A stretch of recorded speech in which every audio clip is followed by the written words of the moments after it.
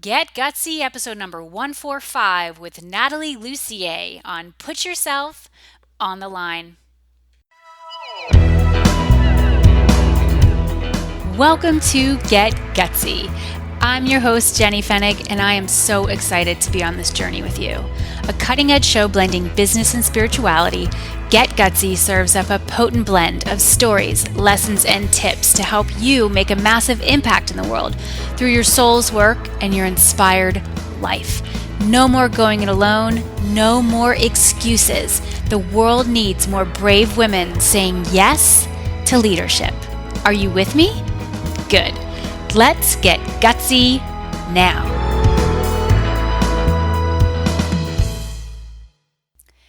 Hey there, Jenny Fennig here. Beautiful Get Gutsy listeners. So excited to be with you. I mean, when do I say that I'm not excited to be with you? If I'm not excited about this show, I shouldn't be doing it anymore. And I've been doing it. This is our 145th episode. I'm really proud of that. We're coming up on 150, aren't we? And it has been a freaking ride. And I'm grateful. So grateful. I hope it has been a trusty companion to you on your journey, and that if you're new here or if you've been with me since the beginning, just keep coming back. Keep coming back.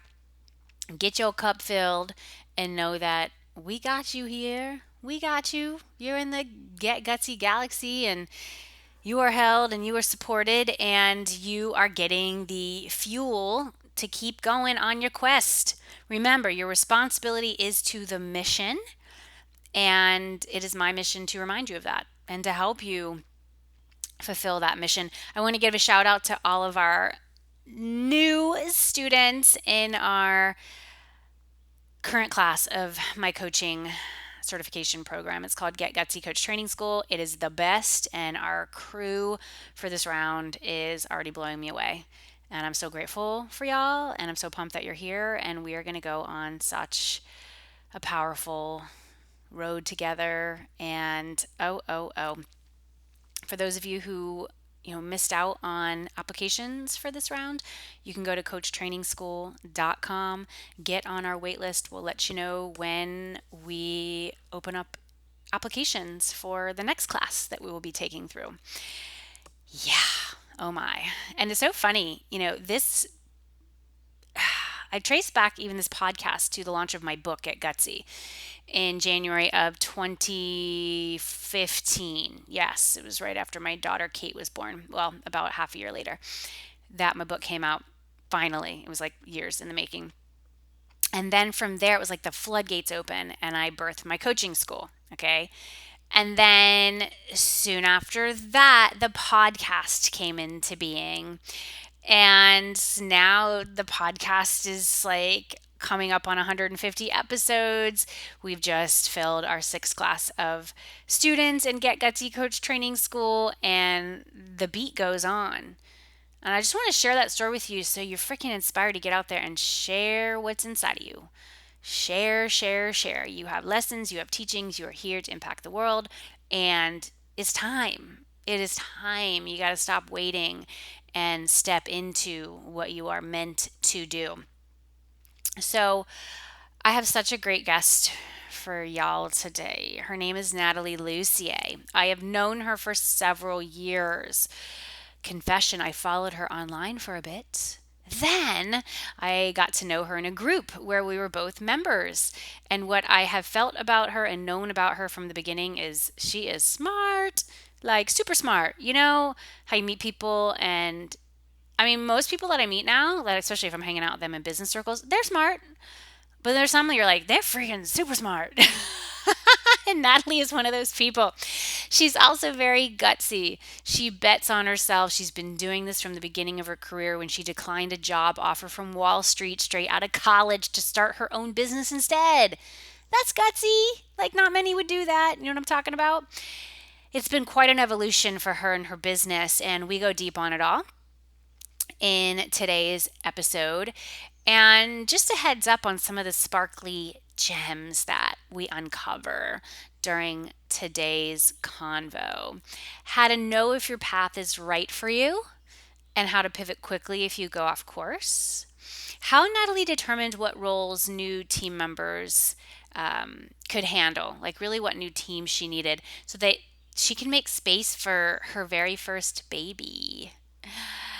The mindset Natalie had to embrace to be okay with supporting full time employees, the magic word that makes for smooth sailing with her husband, who was also her business partner. Okay, so she works with the husband, they own a business together. This is a cool one, the power of pop ups. You know, those like little graphical things that come up on websites. Yeah, she talks about the power of pop ups on your website to increase conversions by a huge percentage. I know some people think pop ups are annoying, but let me tell you, when done, they work, and when done right, they don't have to be annoying. We're going to talk about membership sites for those of you who have programs and you want to deliver your content out in a beautiful way that's easy for your clients, your members to access. We talk about that. Why you need to use ideas before they expire. And one of my favorite pieces of the conversation was talking about who you're writing for when you craft your messages. And this may surprise you. It was a great reminder for me because honestly, it's very easy to get effed up here. So, wow. Yeah. Are you excited? You need to be excited because it's freaking good. And the theme of this episode is put yourself on the line. So I ain't going to wait anymore because you ready for it, aren't you? Enjoy this episode with Nathalie Lussier. Put yourself on the line. Nathalie Lussier, welcome to Get Gutsy. So pumped to have you here today. Thank you so much for having me, Jenny. I am smiling ear to ear and so excited too. Yes, yes, yes. I just love being able to have these juicy conversations with amazing women on this path, on this entrepreneur's journey, the wild, wonderful road of entrepreneurship. Before we get into the juice of your journey and how you got into the place that you are today with, lots of twists and turns like we all have, I want to dive in because we've known each other for a few years. And tell me how long it's been since you've become a mother. Yeah, so it was a year and almost 2 months now since I Okay. became a mother. Okay. And yeah, I mean, things are really different than they were before I had the baby, but I kind of knew that, but I just didn't know what it would be different, like exactly what would change. So it's been interesting to see that evolve. Yeah, yeah. So let's dive in there because I know a lot of our listeners have kids, all different ages. Some don't want to ever have kids or not there yet. But what were the changes that happened after you became a mom in terms of how you were running the business, the time that you had available, your priorities? Like what were some of those shifts that maybe some you expected, but others were quite surprising? Yeah, so some of the big ones were we hired a lot more people to help us run the business and do different things in the business. Whereas before, I think I was still holding on to a lot of things that I don't necessarily need to be the one doing. So we actually have somebody who's full-time marketing. We have somebody who's full-time support and customer success. We have a full-time writer, and a lot of that came out of realizing, oh my God, I'm not going to have as much time. I need to get this figured out and kind of really just focus on the stuff that only I can do. Hmm. And in my business, I obviously like, I think a lot of us who are ambitious and driven and, spiritual as well, like we have a lot of skills that we could do a lot of great things and Hmm. do them very well. But really finding what it is that you love doing that you could do all day and that only you can do, I think is really key. And for me, I realized that is coming up with ideas and leading the team and having a vision for where we're going. And then also some writing and some kind of, sharing of my own story and ideation and stuff like that. So Hmm. that I would say like hiring the team and then only focusing on what I'm doing. And then in terms of time, you totally are correct that I don't have as much time as I used to before the baby to actually sit down and work. So just realizing if I am working, I need to be really clear on what I'm trying to accomplish in that time and not just letting it, fritter away on email or Facebook or other stuff that tends to kind of take as much time as you give it, right? So Hmm. just really being clear on that. Hmm. Yeah. How did you know which positions to staff for? You mentioned full time marketing, full time customer success and support, full time writer. How did you know? And did you start with one first and kind of get that right and then move on to the next? Walk us through your process.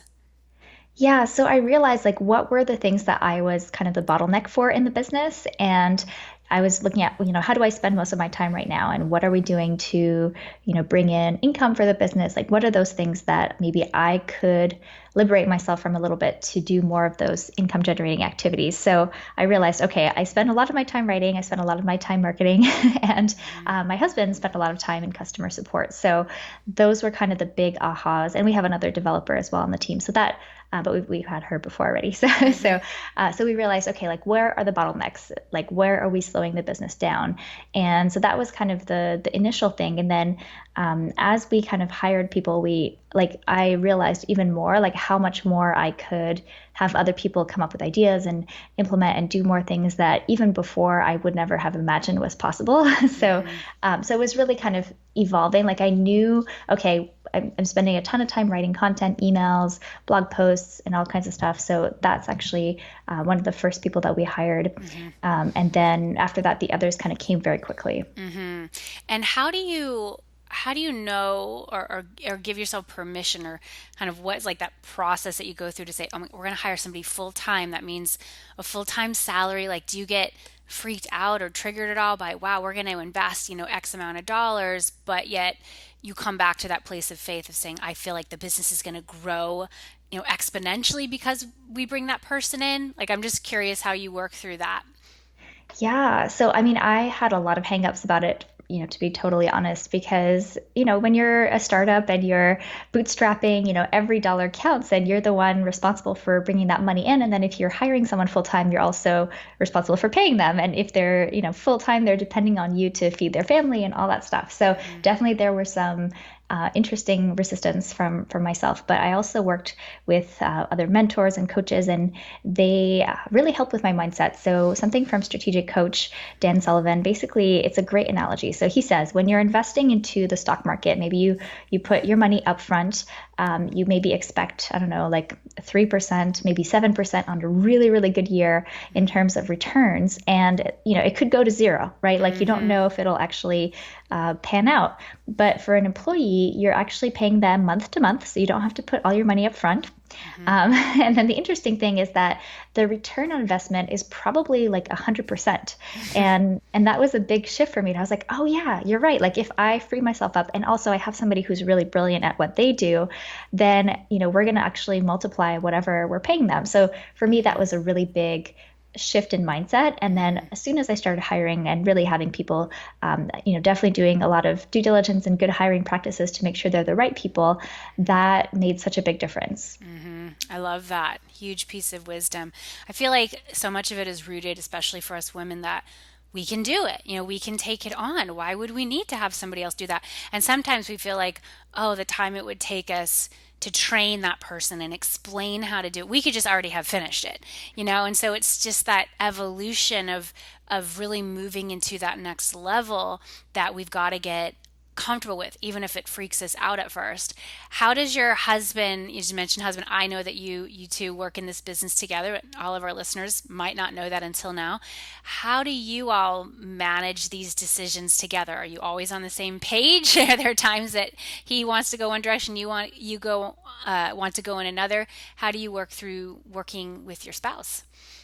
Yeah, we are not always on the same page. We're usually not too far off, but definitely there are situations where, I'm like, no, we have to do this, or we need to change this, or here's the new idea we need to implement, and he's like, his view is usually long term, so he always looks at what will be the long term repercussions of doing this or not doing this or changing this. Hmm. And I actually think that's really healthy because I'm the do it now and figure it out later, Hmm. and figuring out whatever happens next later. And so he kind of balances me out in that way. But at Hmm. the same time, I bring that, okay, like this is important. We need to take action on that. The market's going to change, or Hmm. we need to change how we do things because right now it's too complicated, or Hmm. whatever it is. That tends to work out well. But yeah, we've definitely found sort of communication tricks, if you will. So Hmm. one of the things that we do is whenever we give ourselves or give each other something to do, or something to look into or whatever, we if it sounds like an order, we're immediately going to put our backs up and be like, oh, why are you telling me to do this? So what Hmm. we started doing is we will say, oh, could you do this? And then we always use the word because. So we Mm. explain why we need this done or why we're doing this. And that always shifts and gives the context for why we're doing it. And that really has made a huge difference. I like that. So we're not ordering our people around, which I Right. definitely can fall into with my husband sometimes. Sometimes he's like, stop being so bossy. I'm like, well, I'm not. I'm just, but I like that Exactly. because, and it gives context for, why am I doing this? Why does this matter? How do you all turn off work when you're not working? Yeah, that's a good question. I would say we don't really talk about work that often. Like definitely, like we try to have weekends off at least, or not talk about work on weekends. Hmm. So during the day and during the week, it's definitely more okay. Like if this is happening or this project, like can you take a look at this? So we'll kind of have little meetings. Hmm. But when we're with the baby or when we're taking a walk outside or anything like that, we pretty much don't talk about business. And it's kind of evolved. Like in the beginning, we didn't really talk about business when we were married, but he didn't work in the business, Hmm. so we already had that boundary. And then when he joined, we kind of added a little bit more of it. And then at one point, he got super excited, so we were talking about business all the time. And then we realized, okay, this is not going to work. So now we kind of found our balance in between the two.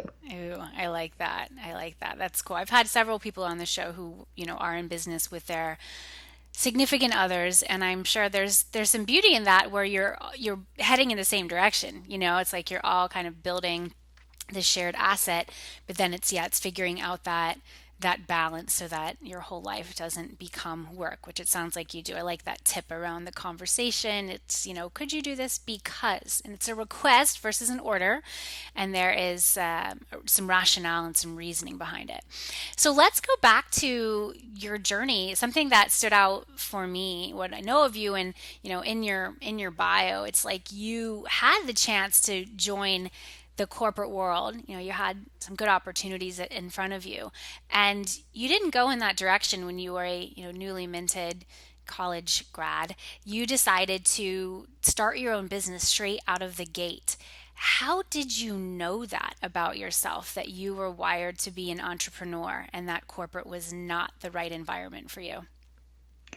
Yeah, I feel like I was really lucky because in college I got to do a couple different internships. So Hmm. I got to intern on Wall Street and intern in Silicon Valley at a startup and a couple of other companies. And so I kind of got to see like what different culture, like corporate cultures were out there, startup culture.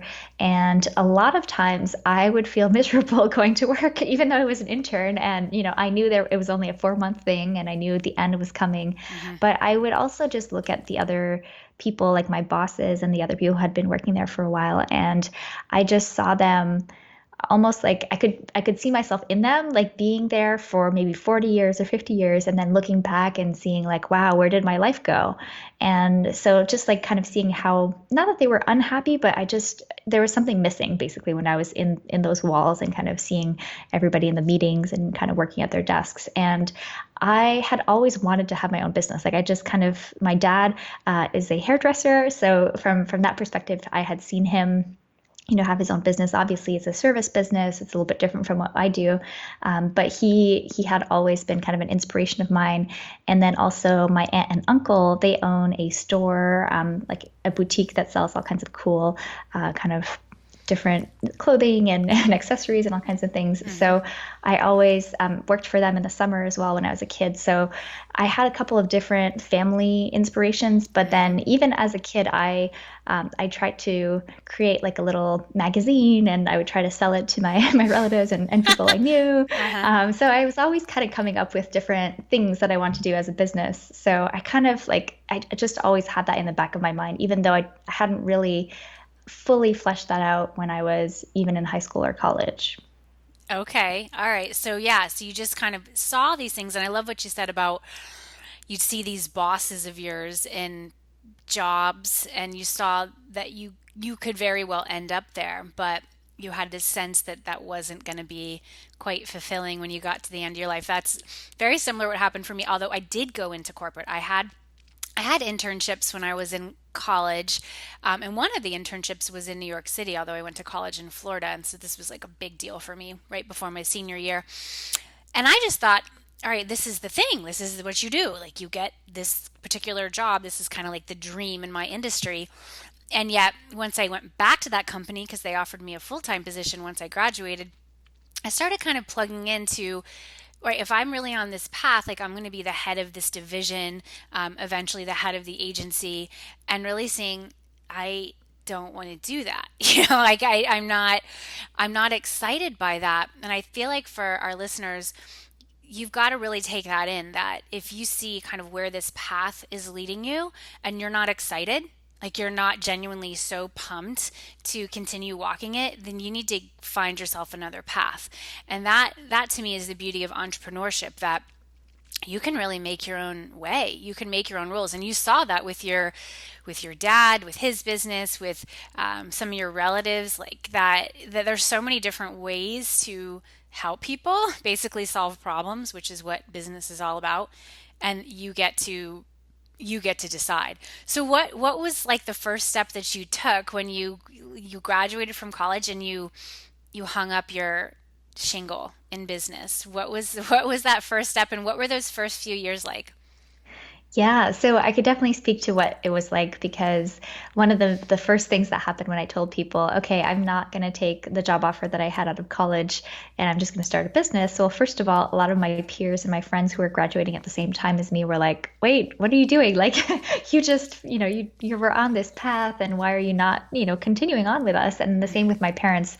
My dad was a little bit more understanding, but my mom was like, "What? You just spent 5 years studying and all this effort and energy and you have this great opportunity. Why wouldn't you do it?" So it was a lot of kind of trusting myself and then not listening to the outside voices, especially in those early years when success was not obvious and things were kind of harder to get going in those early years. Mm-hmm. So it's definitely a lot of internal trust that I had made the right decision. And I have to say, like, obviously I didn't have any dependents. I didn't have a mortgage. Like Mm-hmm. there was not a whole lot financially riding on my success at the time. So Mm-hmm. I was able to kind of experiment and see if it would work. And if it didn't, I knew like, okay, I can always just go back and get another job. Like it's not Mm-hmm. the end of the world. Right. So I like to always just tell people that before you Mm-hmm. completely do something that might be too scary or dangerous. But yeah, what I realized, the first few steps that I did were just figuring out like, okay, what kind of business am I going to start? Because I am kind of one of those multi-passionate people. I have a lot of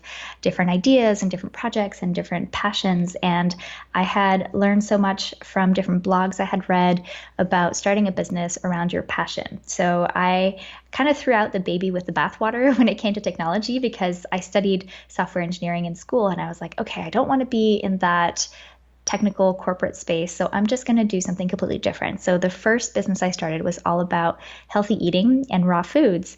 And so the first thing I did is actually put up a website. And that was, again, kind of drawing on my technical skills. And the first website I put up was very generic. It didn't have a lot of information. And actually, I got some feedback very early on that people didn't really resonate with the name Mm-hmm. and the concept behind it. So, one of the things that I'm really thankful for is that I was able to pivot very quickly and I wasn't too attached to how things looked or the name I came up with. And I ended up renaming and rebranding that to the Raw Foods Witch. So, I ended up creating a little character to go with my website. And since I did that pivot, a lot of things started to shift in that first business. Mm-hmm. Love that. So it was, you really just moved into a brand, like something that was compelling, that got people's attention. And if they were in your target audience, then they might want to do business with you. So what were you selling? What was the Raw Foods Witch? Like, what was your revenue model with that business? Yeah, so I did one-on-one coaching. I had Mm-hmm. coaching packages, and then I ended up designing meal plans for people that were kind of on an individual basis. And I also had a program that I launched successfully called Cure Cravings Forever. Mm-hmm. And the reason I say that is because I also tried to launch other stuff before that did not work at all. So there was definitely a lot of learning in those first year and a half or so in that Mm-hmm. business. All right, so you were hanging with the Raw Foods Witch for a bit, and then what came next? Because you've had quite a few evolutions in your business, which I think is so exciting, and I want our audience to take in that we start someplace, and then usually we're going to evolve. I too have gone through several evolutions. So what came next, Natalie? Yeah, I like to call that the spiral staircase because Mm-hmm. you're kind of going to revisit. And that's exactly what I did at this next step is people started coming to me and saying, okay, Natalie, who built your website? And can I hire you to do that? And at first I was like, oh man, I don't want to build websites for people. And the reason I didn't want to do that is because I had built websites for people in high school. Mm-hmm. And I kind of had a bad experience of like, I didn't know how to charge. It was really hard to work with people and kind of manage my time and all that stuff. But finally, enough people were asking for it. So I said, okay, fine, I will start building websites. And that business grew very quickly and I got to six figures as soon as I kind of started offering that service. Mm-hmm. And it grew so quickly that I ended up hiring another developer and partnering with designers and just kind of growing this out. And to the point where I kind of realized, okay, I built myself a project manager role and Mm-hmm. I realized, oh, that's not the part of this business that I really love. Mm-hmm. But part of that spiral staircase is that, I kind of felt like I was back to square one, something that I didn't necessarily like, but it helped me to actually move into that next phase, Mm-hmm. which was consulting. So a lot of people were starting to come to me and say, okay, you've been behind the scenes on different launches, you've helped people with their websites and their launch websites. Mm-hmm. Can you teach me and share, can we come up with a plan for my launch? And so that kind of became that next evolution. Okay, so yeah, I remember that. I remember your launch when you were doing all the launch strategy. And then, you were doing like some masterminds, like you really were kind of Yes. building out this platform as a business strategist, a digital strategist. So you're doing that for a bit and then and you may still be doing elements of that, but you really then kind of came back to the original love with software, yes? Yes, exactly. Which is where you're now. Yeah. Yeah. So it was really interesting. Again, kind of full circle with the whole Mm-hmm. spiral staircase Mm-hmm. concept.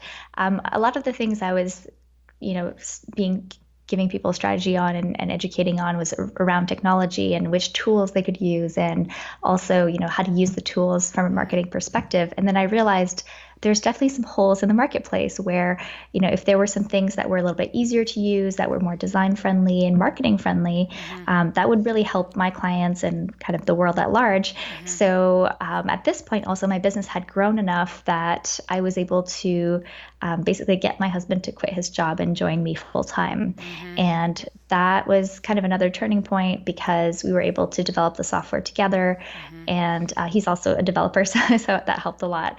Mm-hmm. But yeah, at this point, we started releasing different tools under the Ambition Ally brand, Mm-hmm. and it was interesting because we definitely built them for ourselves first, Mm-hmm. but we also saw what was missing in the marketplace, and that also made a big difference. Mm-hmm. Yeah. So tell us some about some of your offerings, some of your products under the Ambition Ally brand.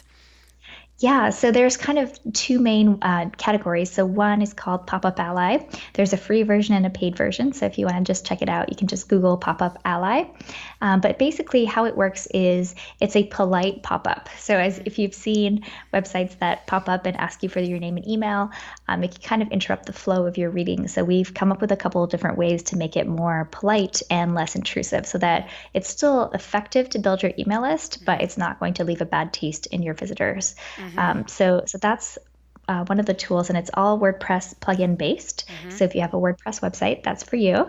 And then the second kind of suite of products is for membership sites, online courses, and online learning. Mm-hmm. So it's Access Ally and Progress Ally, and they kind of work together. So the idea here is that a lot of times, we build an online course, put up a great membership website, and then people log in and then they never come back again, right? Mm-hmm. So we don't want to have that experience. So we've kind of thought through how to make that more engaging. And a couple of the ways that we do that is through integration with other CRMs or email marketing systems so that you can actually follow up with people Mm-hmm. and use tags to see where people are at in terms of progress Mm-hmm. through your courses, and kind of, gamifying it, making it more fun, making it easier to come back and really learn properly as you're going through a course. Mm-hmm. Yeah, yeah, so cool.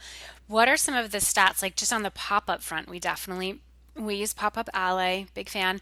What are the stats if a site were to have a pop-up versus no pop-up? Like you're just hoping somebody finds that opt-in, on a page, a larger page, like a sales page or just some page on your website. Do you have just some data around that, around just the power of having a pop-up?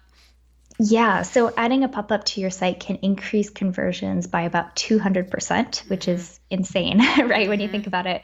But yeah, even if like you only get a 1% conversion rate on a pop-up because, maybe it's a generic blog post that people are on and your pop-up maybe is not necessarily of interest to this particular person if it's the right fit, and you can also design different pop-ups for different blog post categories with Pop-up Ally. Oh, You cool. can increase that, but yeah, it's huge. It's like night and day difference. Like in on our one of our websites that we test on, we basically get 10,000 subscribers that we wouldn't get if we didn't have a pop-up per Wow. year. Wow. Wow. Okay, y'all. So if you're listening and you don't yet have a pop up, you need to get one.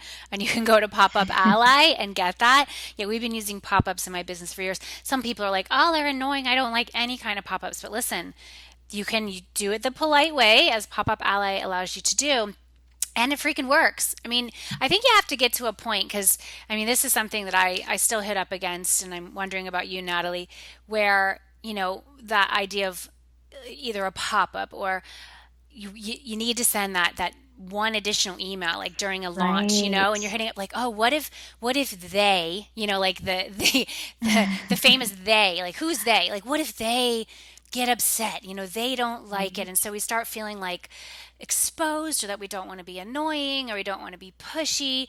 And what I've really come back to, I mean, just something happened this week, and I was just like, this is my freaking job. Like, this is my job to do it like this.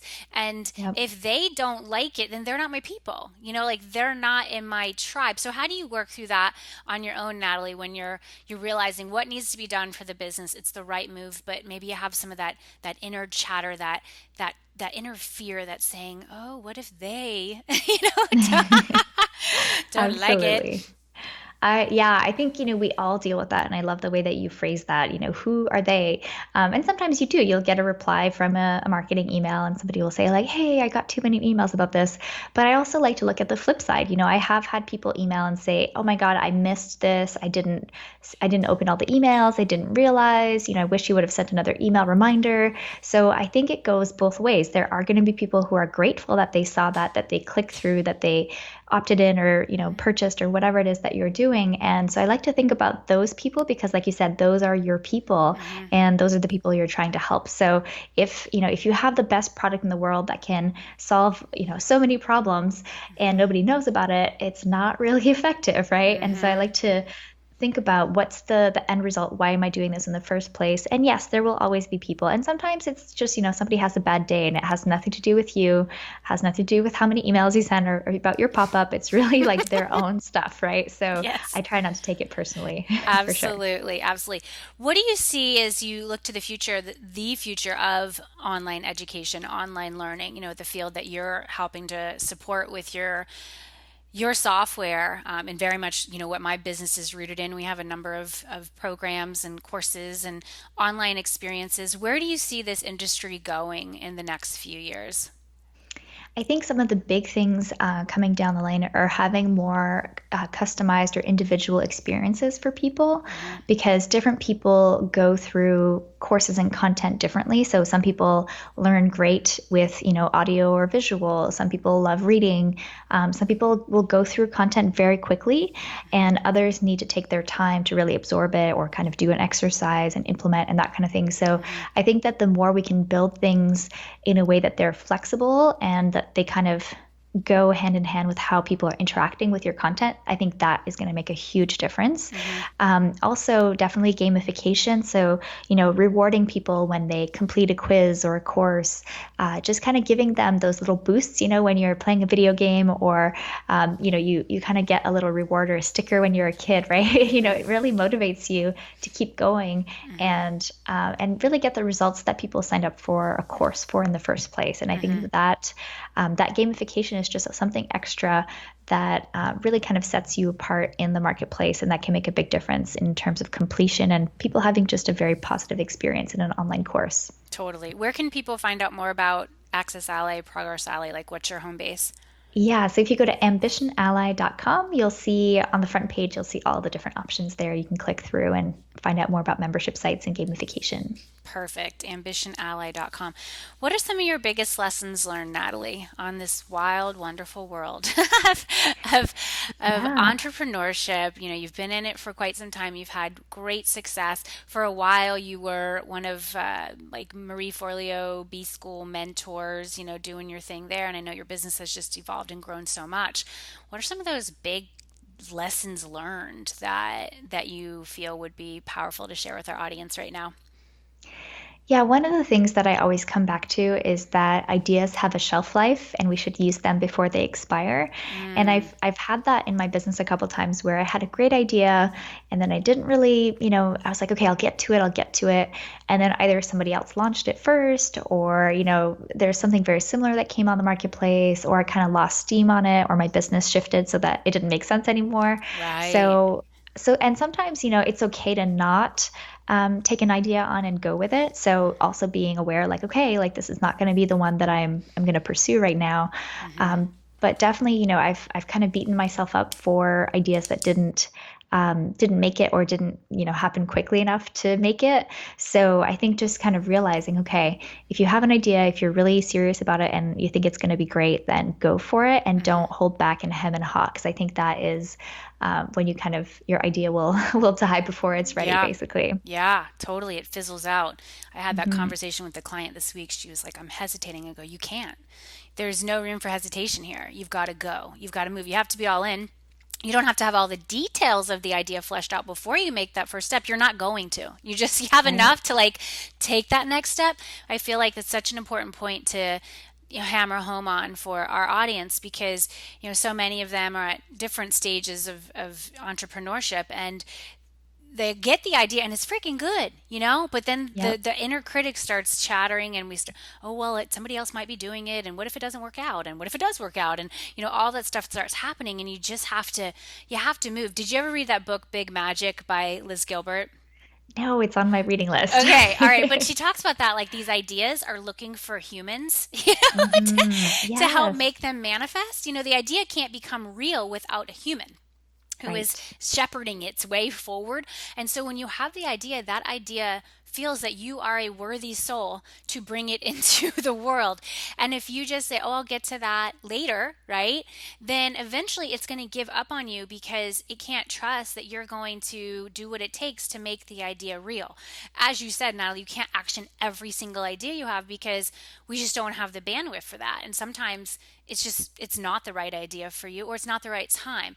But I feel like for our listeners, if there's always a pattern that it's never the right time, then something's up, and you're just pushing off your next level. You're pushing off what it is required in order to do this thing in business. So I love that. That's a really, really powerful insight. What else? One more, and then I want to ask you our really awesome finale question about your gutsiest move. But I know you got another gem in there. Yeah. So the other one was in my healthy eating business. At the beginning, I was blogging and writing essentially to my peers because I Mm, had read a lot in that industry, and I was basically writing for other bloggers as opposed to writing for, the kind of person who would actually become a customer or a client. And I did that, for the first couple of months, and my blog posts were great. Like they were really fun. They had lots of like very scientific stuff and like things that no no normal person would ever look up, mm-hmm, basically. So when I realized, okay, like I'm actually speaking to other people who are just like me, who would never buy from me or hire from me, I was mm, able to kind of shift my perspective and then start writing things that to me were too simple, but that were actually at the right place. So what I realized is if I'm writing for myself from a couple of years earlier, so essentially before I went through my own transformation and discovery process, mm-hmm, I was able to meet people where they were at and then also bring them along the journey. mm-hmm. So I've taken that on in all the businesses and iterations that we've had since then. So now when I'm talking about technical stuff, I'm not writing for other programmers or other, software startups. I'm actually talking to the person who would actually use the software. And that Right. makes such a big difference. And I think that depending on what industry you're in or kind of what your focus is on, it's easy to fall into that trap because if you're reading things in your industry, that's the kind of writing you're naturally going to do, or the kind of Mm-hmm, podcasting or whatnot. mm-hmm. So it's important to think about who is actually the person that would be a great client or a great customer. Yes. Oh my gosh, there's so much wisdom in that. You really have to remember that the people are going to buy from you, invest in your offerings, are typically a few steps behind you on the journey. And it is so easy to forget that and just speak at such a high level that we kind of just go over their heads. It's like when you were in the advanced class, you're like, I need to be in the beginner, like I need to, Right. this is just, it's interesting, but I'm not there yet. So we've got to go back. And sometimes it can feel like, I mean, how do you deal with any like boredom that comes with that, or any like, oh, I want to have more of these advanced conversations? Is that the power of being in a mastermind or being around your peers to have different kinds of conversations, but trusting that when you're talking to your prospects, your buyers, that you need to remember to go back a few steps? Yeah, so in the beginning, I didn't really have much of a place to explore that, and then obviously meeting more people like me who were kind of in my space definitely made a huge difference. So we can kind of mastermind and Mm-hmm. have those sort of more advanced conversations. But also now I'm realizing, this is where my team comes in, and I can share those kinds of things with them. So either as an internal training or just sharing my thoughts around certain topics like that maybe don't become blog posts, but Mm-hmm. they still impact people and kind of obviously feed me feed me Mm-hmm. from that perspective as well. Yes, I love that. Ooh, that's good. Y'all, I know you're getting some tons of gems here. All right, Natalie, you're amazing. I'm so proud of everything that you've built. I am pumped that you have joined the motherhood tribe as well. It's, Thank you. It's an exciting journey for sure. it sure is. It sure is. I am just in it, and my son actually like popped his head in for a second when he got home. I was like motioning. I'm like, I'm on the thing. Sometimes he doesn't realize. I'm like, I'm not. And I'm hearing him upstairs. Actually, he's in the midst of a piano lesson that Oh, he both nice. of my sons do piano. They like love piano. They're freaking. I don't even know how to play the piano, and they're like really good. That's It's awesome. amazing. So it's such a. I'm in the flow of life right now, just basking in it. And I feel like that's what we've got to remember, even when, business can get hairy and, I wasn't expecting that, or whoa, this feels bigger than what I can handle, just to come back to, what we can be grateful for. Like, oh, our children or our romantic partner, just our health, or the fact that we do get to do work that we love. And I've always felt that about you, Natalie. You're super smart, and you just keep putting out high value work. And it's awesome to see how your business has grown. So I am very, very curious to know your answer to our finale question. What is the gutsiest move you've ever made, Natalie? And how does it inspire your life and work today? Mm. Yeah, so it would seem natural for me to say not taking that job out of college to start my business, but actually, I think the gutsiest move I made was putting a date down to do my first live in-person event in New York City. So I had just moved to New York, maybe, oh man, probably like a couple of months, like maybe 3 or 4 months beforehand. Mm-hmm.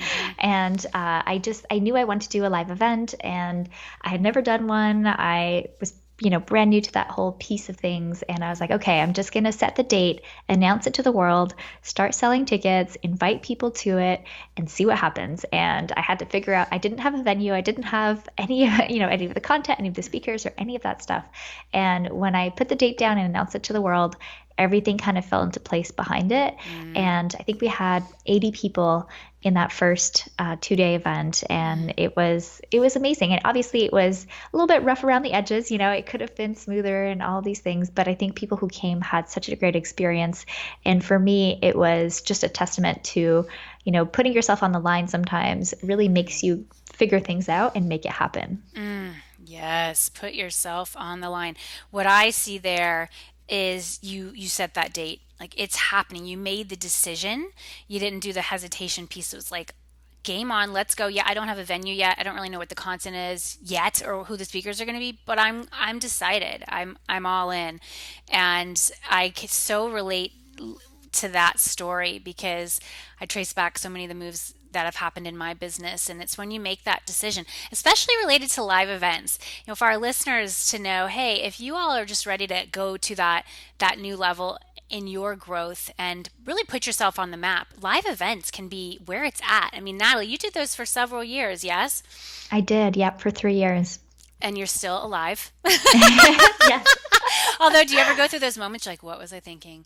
Like nothing will test you quite as much as a live event. It's true. And I still like people are still like, when's the next one gonna be? So there's definitely a part of me that's like, oh, I would love to. And we actually took a pause because we knew we are gonna start the family and, have a Uh-huh. baby to juggle and all that stuff. But yeah, the part of me still wants to do them. So we'll see. One You day we might get I back into I it for hear sure. you. I hear you. And then maybe there's like ways to evolve. I did for several years like public events, and I really position mine more as like retreats because I just am obsessed with retreats. Like I just love that energy and that vibe. And now where I am is I'm not interested in doing, the bigger events and marketing and Mhm. everything that goes with it because it's one thing to say you're having the Right. event, but then you got to get the people there. That's the hardest part. It's a lot of Oh work, my God, yes. so much work. But for me now, I'm still running a high level mastermind. And so I build my retreats into that offering. And so I'm already pricing it premium. I get people who I know I'm working with them. It's not like they come and I never see them again. Like I just wanted to have more of that connection over a longer span of time. And then what's so cool now that my kids are a bit older, I have 8, 6, and 3 years old now. I've been doing my retreats. I'm doing them like internationally now. So I did one earlier this year in Costa Rica. I have one coming up this summer in Mexico, and that's getting me Nice. jazzed because it's like I'm accomplishing another one of my dreams, which is to see the world and to take my people to these gorgeous destinations. So that's how I've evolved the live event. Love.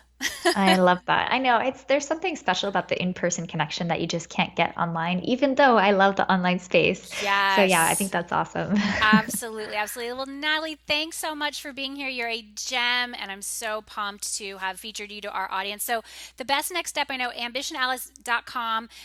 They can search for Pop Up Ally, but everything is on ambitionally.com. And you have some new free magical cool thing that you can offer our audience. Tell us more about it.